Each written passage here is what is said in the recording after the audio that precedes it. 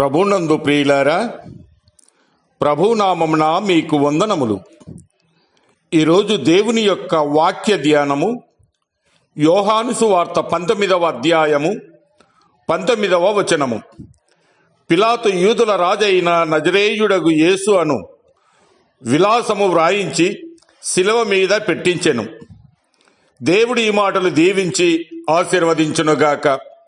గమనించండి ప్రియులారా, యోహాను సువార్తికుడు ఈ శాసనాన్ని శిలువపై విలాసమని అన్నాడు. శిలువ శాసనమని, శిలువపై వ్రాత అని కూడా మనము చెప్పుకోవచ్చు. ఈ శాసనాన్ని ఆంగ్లంలో ఇన్రీ అని అన్నారు. ఇన్రీ అంటే యూదుల రాజైన నజరేయుడగు యేసు అని భావం. ఈ 4 అక్షరాలకు 4 అర్థాలు ఉన్నవి.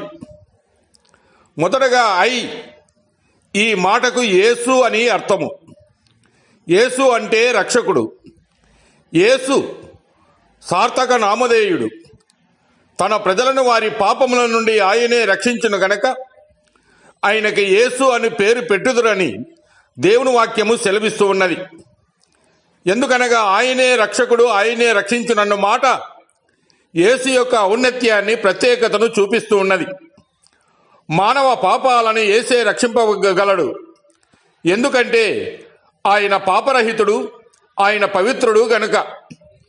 రెండవదిగా నజరేనే అంటే నజరేయుడు అని దీని అర్థము. యేసు బెత్లెహేంలో ఉద్భవించాడన్న విషయం లోకమంతటికి విదితమే. అంత మాత్రాన ఆయన బెత్లెహేమీయుడు అని పిలువబడలేదు. ఆయన నజరేతులో పెరిగిన కారణాన ఆయన నజరేయుడని పిలువబడ్డాడు. ప్రవక్తల మాట నెరవేరినట్లు ఇది జరిగిందని మత్తయి సువార్తికుడు ఉద్బోధించాడు. మూడవదిగా అనగా రెక్స్ అంటే రాజు అని అర్థము. ఎవరికి ఈయన రాజు? సర్వ మానవాళికి ఈయన రాజు. శిలువపై ఆయన వ్రేలాడుతున్నప్పుడు ఎవరికి అక్కరలేని రాజుగా మనకు కనిపిస్తాడు. ఈ రాజు నీతిపరుడును, రక్షణ గలవాడును, దీనుడైన గాడిద మీ పిల్లను ఎక్కి నీ యొద్దకు వచ్చుచున్నాడని జకర్య ప్రవక్త చెప్పిన ప్రవచనములలో ఇది క్రీస్తులో నెరవేరింది. వర్తమాన భూత భవిష్యత్ కాలములలో కూడా ఆయనే రాజు. చివరిగా 4వది ఇడుమియా అంటే యూదులకు అని అర్థము. యూదులు మెస్సియా కొరకు ఎన్నో సంవత్సరముల నుండి ఎదురు చూశారు. ఆయన వచ్చాడు గాని వారు ఆయనను గుర్తించలేకపోయారు. యేసు యూదులకు అక్షరాల రాజే, సందేహము లేదు. యూదుల మనోనేత్రాలు మూయబడి ఉన్నాయి.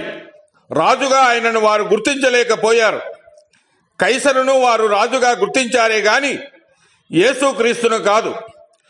యూదుల రాజు అని విలాసము తొలగించమని యూదులు కోరారు గాని ఆ వినతి పత్రము త్రోసిపుచ్చారు.